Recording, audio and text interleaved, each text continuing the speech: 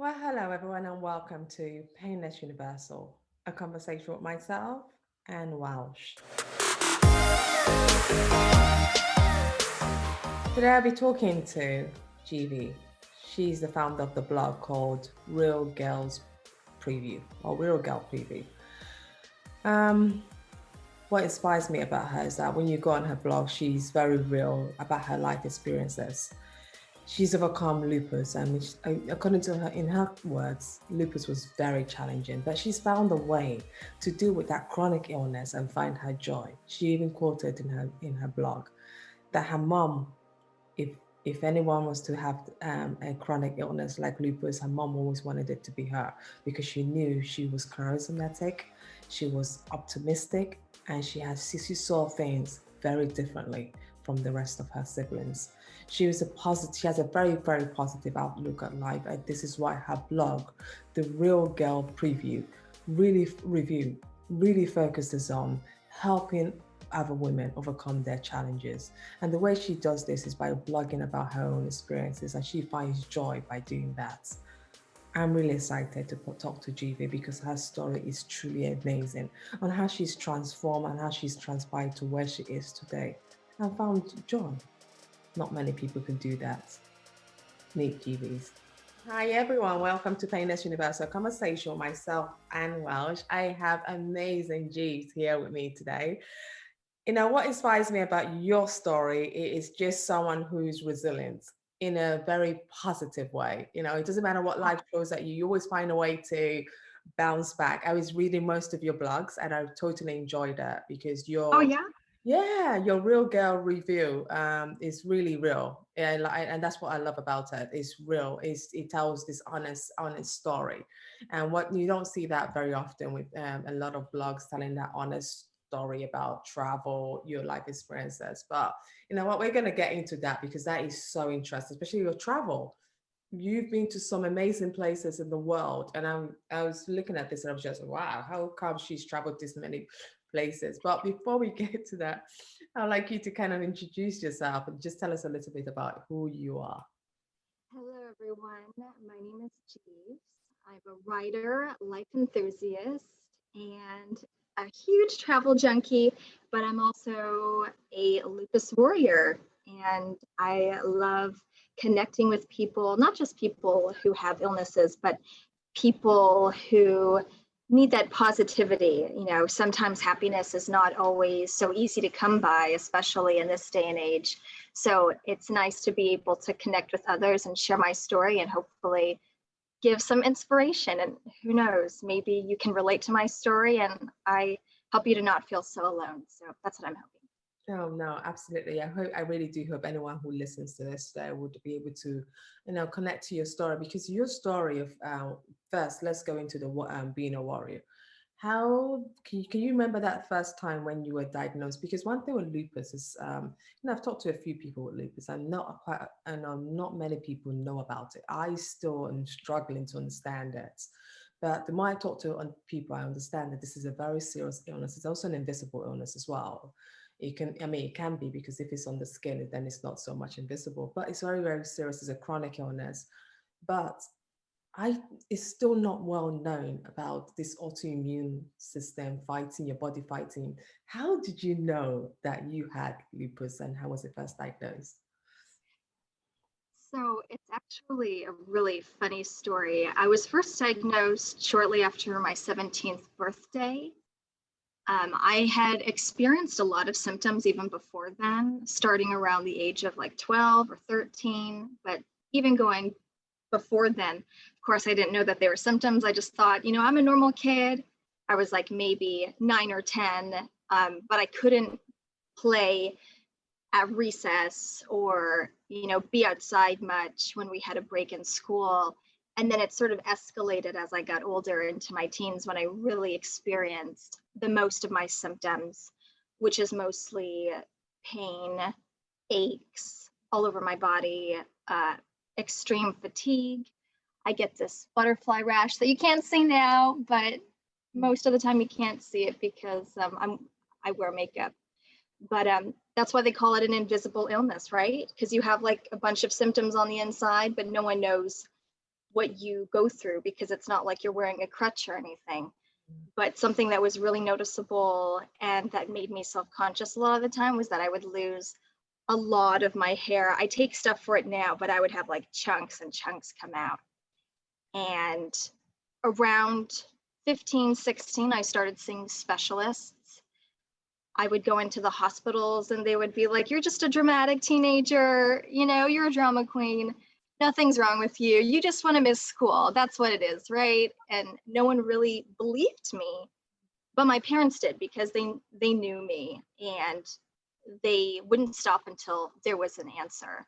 So I would go to one specialist after another. You know, I would just keep getting referred to all these different people.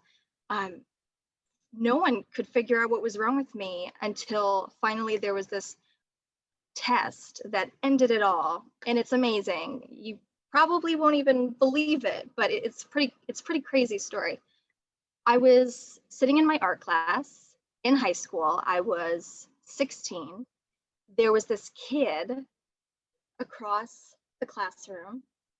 He had this pencil attached to this paper airplane. He threw it from across the way, and guess whose eye it landed? Mine. I never would have thought that that would lead to a diagnosis. So I ended up with a corneal abrasion. I saw the eye doctor for the next several months, and she said, you know what, you don't just have a corneal abrasion, there's something else there. I want you to get tested. So I did. And as it turns out, I had lupus. I thought she was crazy. I remember being in the elevator after that appointment, laughing with my dad, like, is she insane? Like, what does this have to do with my eye? Yeah. Yes, it's the window to the rest of the body. The eyes are amazing. You can see so much. I just remember that period being so happy that finally there was an answer, but at the same time so depressed, because, you know, no teenager wants to be hit with a disease like that, especially, you know, when you're just, you know, starting to go to university and plan your future. So I thought that it was like all over for me, but I started really tapping into my spirituality. I feel like I've always been blessed with just positive vibes in the universe. And yeah, that diagnosis was not easy, but I'm really happy that it happened. Wow. Sorry, that was like a very long. It's not. I needed it to be long because I need, when people listen, I need them to really understand the process. That it's not one thing I know about lupus. It's not like, for example, I have a chronic illness myself. Mine is sickle cell anemia. So, but it's so easy to diagnose, very easy. It's something that, you know, even at birth now they have the national screening program. You could just do a test and then you know if you're sickle cell or not. And if you know, then you do start doing these, you know, parents start looking after you from birth, especially now because things has changed. But with lupus, there's still a massive gap with people really understanding or being diagnosed. A lot of people are telling the stories of not knowing or having it, you know, still being questioned. When you were diagnosed, for example, how did you take that from being this girl who's hyperactive, you know, enjoying life? You know, we'll get to your hyperactive bit very soon because I'm sorry. So from a girl who's hyperactive, who's very busy, who's not that girl who's you know, you're fearless, to a girl who's now being diagnosed. Because everyone said diagnostic is the best bet because at least then you know what to do. But how did you take it? What made you stronger? So at the time when I was diagnosed, I actually had only honestly ever heard of lupus through an American TV show called House. Maybe you know it. It's a medical drama. Yeah. The joke would always be, maybe it's lupus. Of course, it was never lupus, but ding, ding, ding, lupus, I've heard of that. So when they diagnosed me, I was like, okay, I don't know what that is, but I've heard of it before. At first, I was like really depressed because, of course, that meant that I couldn't do some of the things that I had been doing in high school, such as cheerleading. I was a varsity cheerleader and a flyer, you know, the one that goes up top and gets thrown. That was me. Well, no more. That wasn't happening. because I got yelled at by the girls, actually. There was a pep rally. I don't know if they call it pep rally in the UK, but it's basically like the start of the football season. There's like a huge parade and everything. And I was the girl going up top, and during the routine, I just could not hold myself up, and the girls dropped me. And that was it. I was like, not doing that. I couldn't anyway. I was like so fatigued and just in so much pain from the lupus. Some days I couldn't even get out of bed to go to practice. I had to help. I had to have my sister brush my teeth. Imagine being like 16. Like, how embarrassing is that? Like, you have to have your little sister, who's 8 years older than me, by the way, brush my teeth and help me put my shirt on for school. Eventually, I just had to be homeschooled because it was just too much. I needed to be able to stay in bed if I needed to, and you just can't do that with school, 5 days a week. Being a student, it's a very crazy, hectic schedule. But for the first 4 years, I'd say those were the worst. It took some time before my medication kicked in and my specialists could regularly monitor me and keep me on a schedule of, the blood tests and checking, whether I had a flare up. A flare up, by the way, is a huge thing that you get with lupus. It starts with the butterfly rash, but by the time that happens, destruction on the inside. I have systemic lupus, which is not just the skin, but also the joints and the internal organs can be affected as well. Knock on wood, I have a wood table, knock on wood, that hasn't happened. No like organ dysfunction or anything like that. I've been incredibly fortunate, but I have a really healthy routine of keeping myself in check. I hear a lot of celebrities have it, actually, like Seal, Selena Gomez, one of the Williams tennis sisters.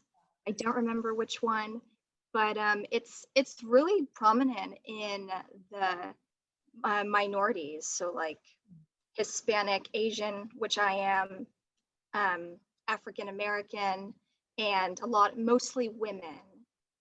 So yeah, it's not as famous as like breast cancer or, one of those, but I hope that one day the word can, get out there more, because who knows how many people have it and they're just not familiar. The doctors aren't familiar. I happen to be very fortunate. I was seeing a rheumatologist at the time who was the president of the Rheumatology Association in the US. Yeah. So blessed. But that's amazing. You were lucky. That's to have someone that really understands the issue and that could take care of you.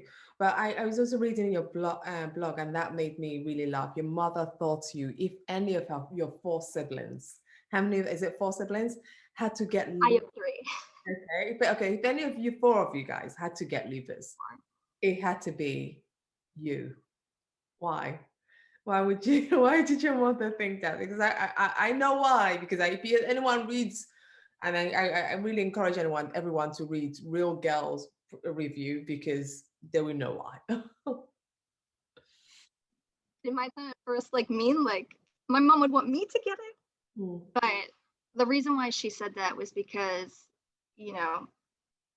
ever since I was a kid, she said that I always had this positive spirit, that like nothing could get me down. Like it didn't matter what it was. She said that I was always like the one, like I took every challenge. So, if I were to get something like this, she said, I would handle it a lot better than my younger sister or 2 brothers. And that she said that I have the easiest time finding joy and happiness. And I think that sums it up. That's really good. That's really amazing. I could see that though, because you have this very positive outlook in life. Aww. dealing with a chronic illness, you can't deal with a chronic or anything, any problems you're going through in life. You can't deal with that without having a positive, you need a little bit of positive outlook in life, or else that would just drain you. You also think lupus has made you stronger. How's that been? So for other people who are going through it and thinking of ways to help, for it to help them, how would you advise them to utilize you and whatever you're going through, be it chronic illness, to use that thing as to make you stronger? So I feel like lupus has given me the a different perspective than what I had before. And that perspective is to appreciate every single day.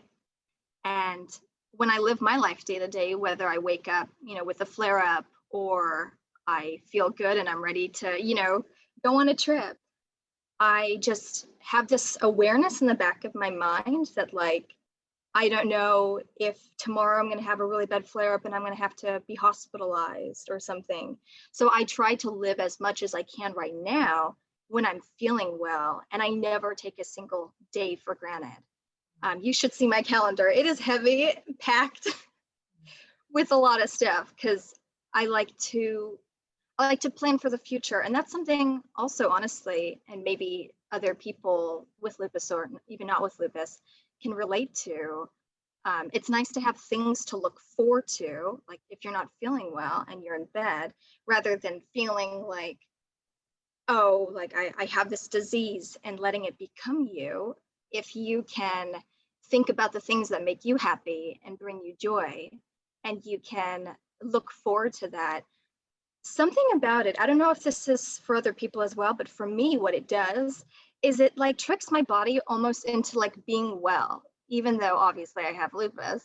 It's almost like my mind is like talking to my body, and like it just, I don't know, it's a trick, but I love that trick. Yeah. Anything that works, right? Absolutely. I say to myself, whenever I'm tired, I go shopping, because I might not buy anything, but just seeing the beautiful things just makes me so happy. So even if someone wants me to do an exercise, I might say to you, I can't do the exercise because I just don't feel well. They'll say, okay, should we go for a walk down the store? And just being at the store, I might do 10,000 steps, but I won't realize I was doing it because my mind is being tricked. And it's just, Right, exactly. and at the end of it, my sisters would say, we just did 10,000 steps today. I'm like, really? How? How did we get that? I wasn't feeling that. So I think you're absolutely right. And that's just where I realized there is a deep connection between the mind and our illnesses and how we overcome it. And if you're able to trick the mind into by just doing what you love, but still doing the harder thing indirectly, there's always a way of forgetting that problem and just sailing through it easily. Isn't that amazing? It is. It is. It is. No, honestly, it's a wonderful thing, and I wish more and more people know about it, because it's, rather than dwelling on that problem, you could find, and I think, like you said, looking forward to something gets you that excitement and gets your mind thinking, you know what, I need to be better, because when that day comes, I really want to go on that holiday. I want to do that. I want to achieve that. I don't want anything that will stop me from it. But sometimes, it's out of our control, but still it's worked for me tremendously. Yeah. I'm happy that it's worked for you, and Yeah. maybe someone watching this can, Yeah. think that way too, and it'll change everything for them. Yeah. And how did the real girl review come about? How did you navigate from that? Because it's really an exciting website, blog, and you've created that, because that is, and whoever's not read it, I really say goes check it out, because it's really, really exciting. You're almost like transforming the chronic illness into a superhero. Even some of them out there. I was thinking, am I talking to some? How did that come about? What was that? So I I thought of Real Girl Review because I started traveling in between not feeling so well and feeling better. I've always been passionate about traveling. I would travel for like 170 plus days a year, like when I was feeling really, really good. And I hope when COVID is over, I'm able to do that again. And I've done that for the last few years, traveling like over half the year. I would share my stories online, just fun adventures, just seeing if anyone's been, you know, to that one place and, you know, what they thought about it. And I would also get like feedback, what restaurant should I go to in this city or what have you. And people would engage with me, and I loved that. And I would, you know, tell them where they should go. And then later they would ask me actually, like I was the expert, which I was so flattered by, honestly. They'd be like, so you've been to Hawaii, tell me like what was your favorite beach to go to and like where's the best picnic spot or whatever. And someone actually, a lot of people were telling me like, you're so happy, you're like amazing to like watch. I would do these dance videos. When I would get, it all started actually because I got some really good news from my doctor. He said that I was in remission. And so I'm not anymore, unfortunately, but hopefully soon again. For 3 months, I was feeling so good and I was dancing, doing dancing videos like every single day. So that combined with me traveling and sharing my adventures, people were like, you seriously like made my day, that you're like rocking it. You have lupus, but you're dancing and you're making me want to dance. I'm here looking at you and I'm dancing and I don't even know you. And several people threw around the idea like, you should have like your own show, or you should, you know, do something where like you're telling people what, you know, they should do, the places they should check out. And I love writing. So I thought to myself, I'm going to do a blog. And I thought it was such a wild idea, even though blogging has been going on for the last like 2 decades now. And it's been such a hot thing. I started kind of late in the game, but I was just like, I'm going to go for it. And Real Girl Review was born. Oh, wow. That is, it is incredible. I'm glad you put that out there. So you focus on services like hotel stays, you do products, you do travel adventures, and you also touch on the ups and downs of invisible illness, say lupus, how you manage it and had it under control. So in some of your reviews in hotels, though, tell me some exciting moments you've had in traveling as well. What have been something exciting? If you're to recommend somewhere for us to go after lockdown, we're hoping this thing goes away. Where would you recommend we do go? After lockdown, well, let's see. I have so many favorite places. I couldn't choose just one. I would say definitely Berlin. There's so much history. It's a nice walkable city. I was there actually right before COVID hit, over the holidays, and I celebrated New Year's. And it's a really fun city, whether you're into history and art and culture or the nightlife scene. So that's a good place to go to. In the US, I would say anywhere, Alaska, definitely. It's absolutely gorgeous. Nabin? Yeah, definitely put it on your list. If you enjoy nature, I'm telling you, it is like No way. so gorgeous and so peaceful. Um, I've also been to Hawaii, Maui and Big Island have some beautiful resorts. Amsterdam is, I always somehow lose my luggage there, so it's not one of my favorite places. I've actually been stuck there twice. I would like to go back when maybe it's my choice after COVID and I'm not stuck there on a really long layover that ends up being 5 days and makes me miss my ski trip with my family. Exactly. True story, by the way. Twice that happened. They rescheduled again, and then I missed that one too. I was like crying. I was so upset. So there's so many amazing places. I really appreciate different sceneries. Depends on what you like, but New Orleans, amazing. Got to get a beignet. If you're in the US, down south, hit up New Orleans. You won't be disappointed. Oh, this is amazing. I think anyone who's watching, I would definitely be considering that. I've never done I've gone to most of the cities, the big cities in America, but I've never really done the New Orleans which is something I heard, the history there, the music, the food. Oh, the music and the food are my two favorite things. I love that you said that. I've heard about it, but I've never really explored. So I'm glad that these are things you focus on, and because it really gives a different perspective from what people are used to. We're so used to the different, when people give blogs, it's so artificially done, and it's not so, that, your name says it all, Real Girl Review, because you give it from a real honest perspective, and anyone who's looking to Oh, thank you. full experience, because we just don't want that glam, always glam. We want to know what Exactly. felt like. What was it for you? So even if okay, Exactly. I'm not going, what was it? What was it truly like? And so, we go back to your lupus side of things. One of the things I really found fascinating is that you said your 20s were the hardest time for you. I think I always say that as well. The earlier 20s is always the hardest time. For you, in your perspective, why did you think as well the 20s was your hardest time?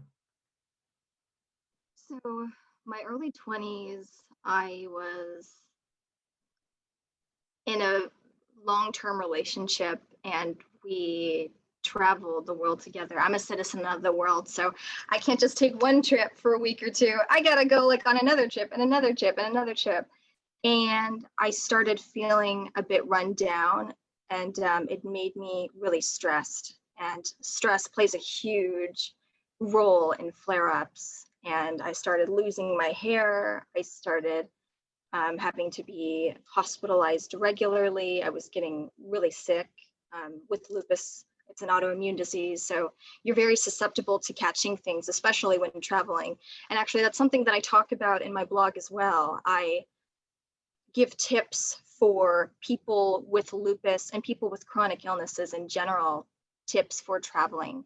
And that's something that I'm gonna really take to the next level and kick off really soon, and get more in detail about what people with illnesses can do and things that I've learned along the way that that no one told me and I didn't read. It's just, trial and error. How to kind of space out your time, carry a parasol, because lupus patients can't really be in the sun too much. So kind of whip out that parasol and put it up, and as you're walking, it's lightweight, just throw it in your purse and go, and then go inside to a museum or the theater, and then you can put it away. And just things that I've learned also about getting plenty of sleep and rest on the plane, and stuff like that. So I'm really excited to share all of that on my blog. See, that's when you start sharing, because that would be very helpful. Yeah. I So hope to help people with this. it will, because I think it's a crucial point, especially people with chronic illness, to travel, because you're not in your usual environment. You're so scared. You don't have access to your doctor. What do you Exactly. if something happens? How would you tell? Who'd you run to? And a lot of us forget those crucial elements of dealing with pain, because we just think we just we just think the world is the same, but everyone has different cultures and experience. You're very focused also on your writing is about perfection, that if we want perfection, good for us, but I mean, you keep reminding us that guys, or if you strive for too much perfection, it's almost like you're going to fail yourself, because nobody's perfect. Don't believe what you see on Instagram. Stop being don't compare yourself to anyone. Perfection only exists in the feed. Um, how did you, why did you balance yourself in that nature to understand that so early? Because a lot of people are struggling to understand that. And I always wish people could understand that this is so critical, that people only put their best foot forward when they do this Instagram thing or whatever social media handles you. How how do you speak on that subject to really get younger girls, especially, to understand that subject? This is a subject that it makes me a bit emotional.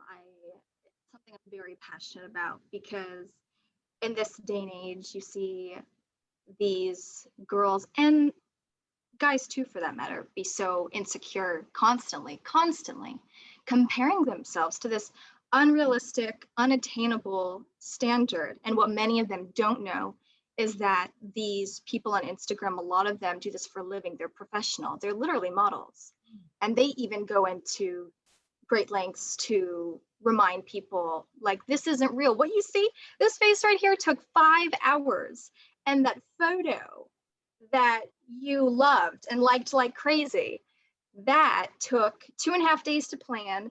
And then we took, the wrong way to get there, and all these things that you don't realize. They're not just walking down the street and like posing and like that's the shot. And a lot of the things that I do are not like that, because not only one, is it unrealistic for me because I'm exhausted with lupus as it is. I don't have time to like stage everything. That would just take it all out of me. But also because I don't want to, when people look at my photos, to kind of feel bad about themselves.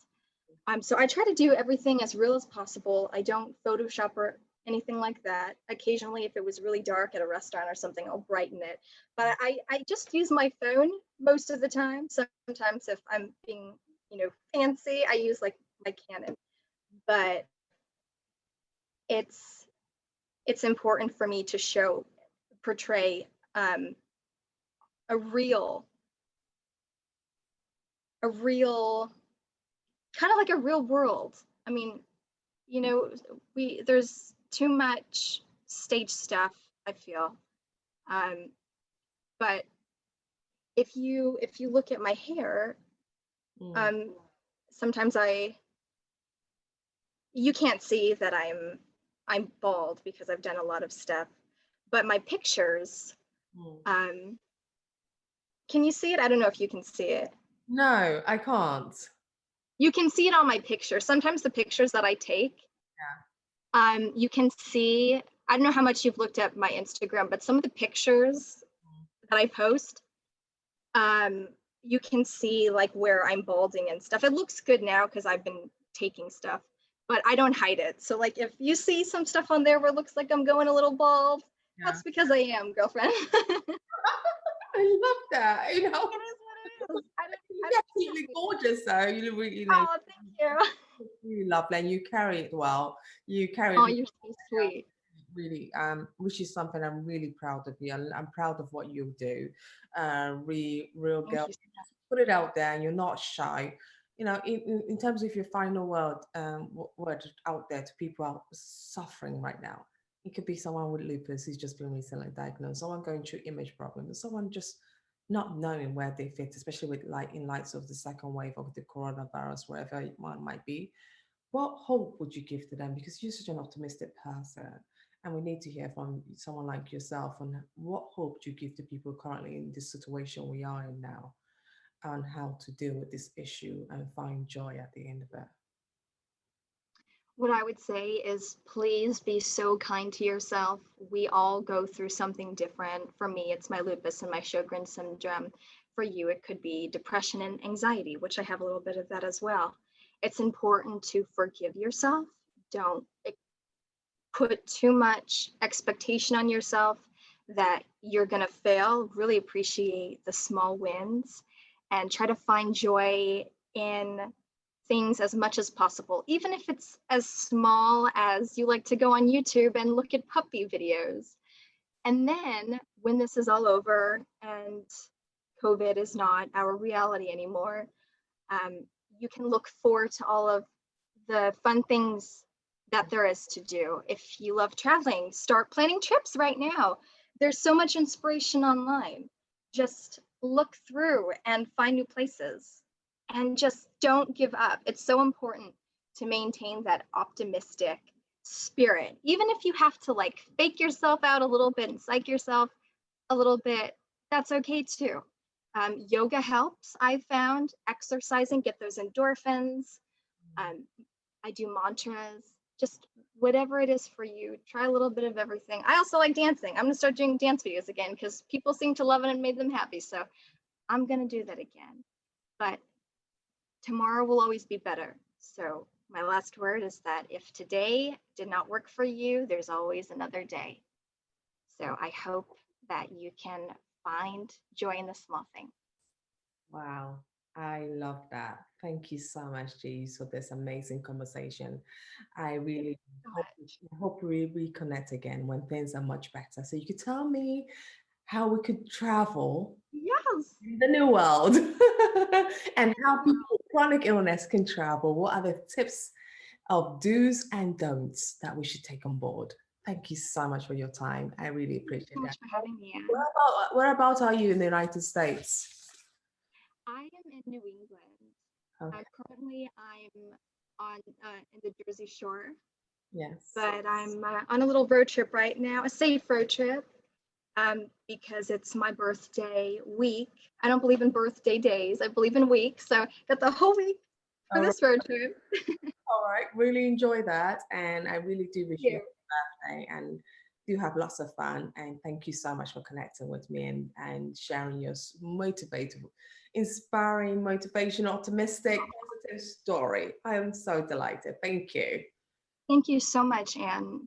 From the bottom of my heart, thank you for allowing me to share my story. And I hope that you are doing well in your health journey as well. I am trying. I am really trying. I'm just keeping the positive and learning from you guys. And you guys, Good. thank you so much. Thank you.